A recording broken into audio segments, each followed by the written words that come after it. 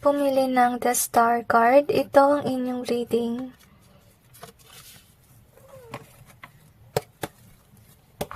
Tingnan natin kung ano ang blessing na parating sa inyo.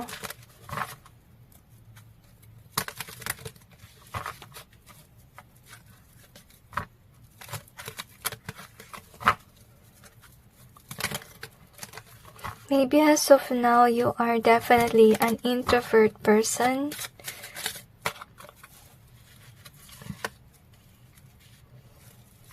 Kasi marami nagsisinungaling sa social media is what maybe you realized. Maybe you used to be in this doom scrolling, that can be. At ngayon, natitigil ka na sa pag-i-scroll. Which is good. If ever you're not yet there, you will be. Because of maybe you will realize something. I feel like it's part of the destiny na rin. So, na-sense ko meron pang ibang card siguro.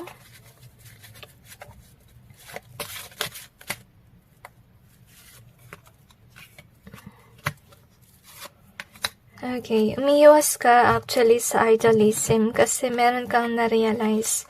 Baka naman may fina-follow ka, kaya yun, hindi maganda yung fina-follow mo na yun. Kasi kala mo dati na maganda, pero ngayon na-realize mo na hindi pala. Siguro may iba kang pagkakabalahan. I-clarify natin yung cards to gain more information.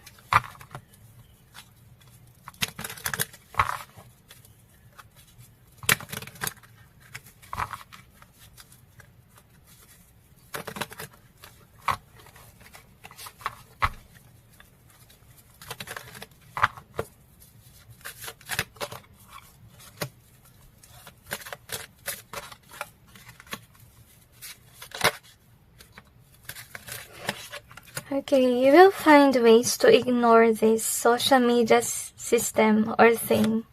Kasi parang sawa ka na rin. Or nagkakaroon ka ng realization these past days na parang unhealthy na yung pagdudum scrolling. Iba sa inyo siguro makakaramdam ng paghihilo or pagsakit ng ulo dahil dito.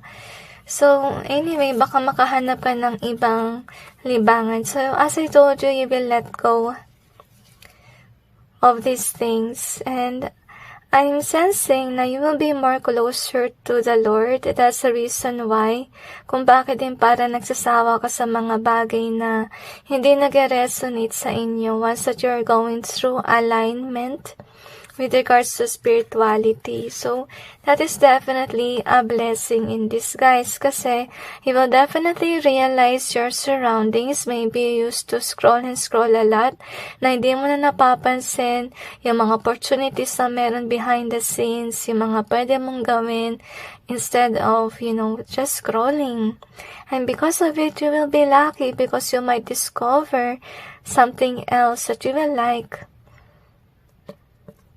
na kapalit ng pag-i-scroll.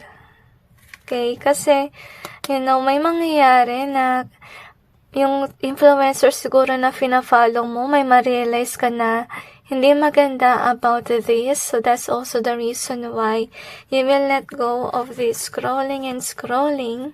And you will realize something. And yung maganda dito is that when you realize these things and you will go after it, you will definitely be thankful to the Lord. Lalo ka maging close sa Panginoon natin, maging grateful ka dahil may na-realize ka. So marahil bagong hobby, can be bagong pagkakakitaan, that can be with regards sa career. And anyway, At yun nga, magkakaroon ka na talaga ng realization kasi ma-realize mo na marami ka na sayang na oras sa panonood ng mga kung ano-ano sa social media, and it is definitely holding you back in the past. Yung good news dito is that you are balancing out your life. You're removing everything na nag-hold back sa inyo from being productive. Okay? So, siguro may mapapansin ka na iba na lang nagagawin kaysa naman sa panay-scroll ka.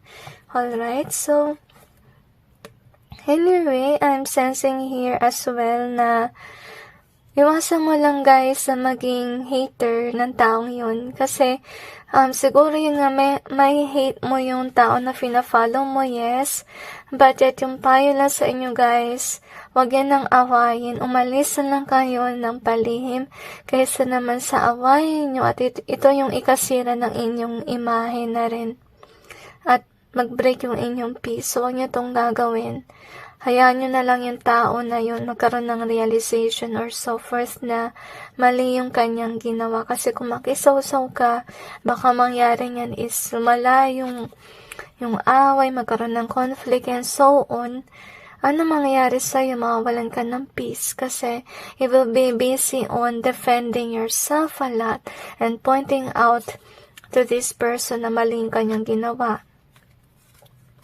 Ito na lang yung gawin mo na avoid mo na lang yung pag-i-scroll, honestly speaking, and you will find another way para mag-let go ng boredom. Marami namang ways actually. Pwede kang mag-discover ng new hobby, kagaya ng, let's say, pag-journal, or pwede rin pagda-drawing, pwede rin into music, and so on. So, maraming paraan. Pwede rin kayo magbasa ng libro, honestly, kaysa naman sa nag-scroll lang kayo. So, anyway, we also have this one. Chosen an imagination. So, ito rin yung marirealize mo na yung mga nakita mo sa social media, sometimes, most of it, honestly, is not really true with the imagination here. Some are definitely very scripted. At mapapansin mo rin yan naman. Diba? So, anyway, tsaka next time, if ever you will follow somebody online, make sure na talagang authentic yun at hindi nagsisinungaling. Okay? So, anyway, you have this card, which is the Star. So, yun nga, siguro nga, madalas ka na nanood sa Star na yun. Kasi naman siya sa social media, pero madi-discourage ka about it kasi meron kang madidiscover. But yet, kahit na ganun man, it is a blessing in disguise kasi, finally, may kita mo na yung iyong background. Kasi madalas siguro na nasa cellphone ka or so forth na hindi mo na napapansin yung inyong paligid.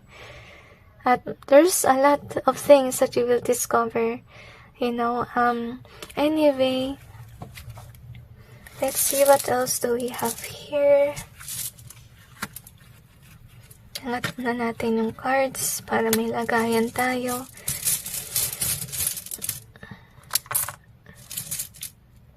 So, we have this key. So, yun nga, mag-a-unlock ng new opportunity once that you let go of scrolling in social media. Wow, ma-unlock mo ay bliss. Baka, yun nga, bagong pagkakabalahan, pero may kinalaman din siya actually with regards sa money. Can be a new business venture or can be makadiscover ka ng iyong talento and so on that you can use someday to have this bliss. So, we have this one. So, yun nga, may mapapansin ka na tao na hindi pala okay. Kala mo okay na panoorin, yung pala ay hindi. So, you have the issue. So, makakaroon ng issue yung taong yun. Kaya mapapansin mo. So, maraming susi dito sa inyong reading. So, you can see we have the good times here. At ito naman, susi na may paro-paro. Okay, so, ibig sabihin lang nun na by you letting go of whomever this person is, it will unlock the good times.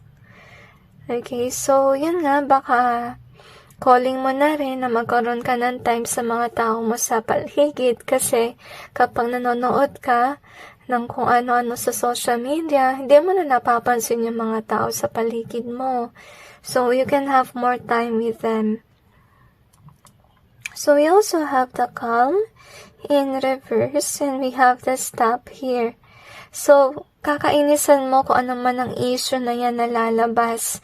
To the point na magagalit ka kasi may nakita tayo dito na may inis ka sa influencer na to.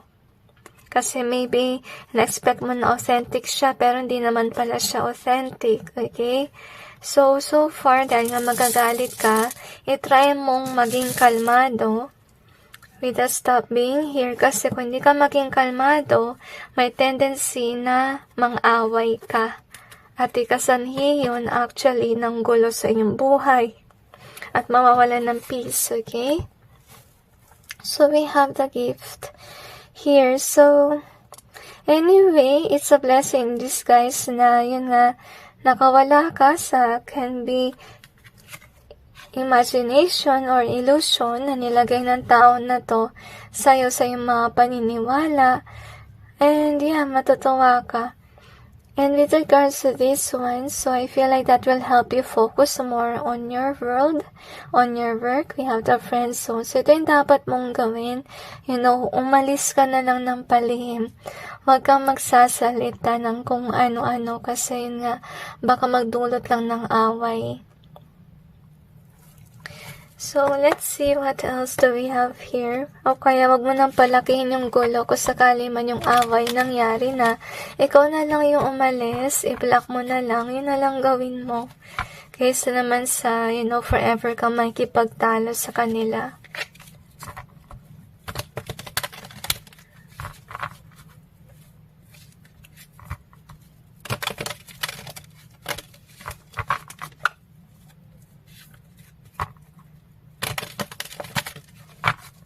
I feel na marami kang matututunan sa buhay since you got away from this social media draining is what I sense. Wow, this is actually nice kasi makakita ka na maraming opportunity at isa yun sa blessings, okay? At ideas na rin. I feel like online, so can be maghanap ka ng ibang platform kung saan mas meron kang matututunan.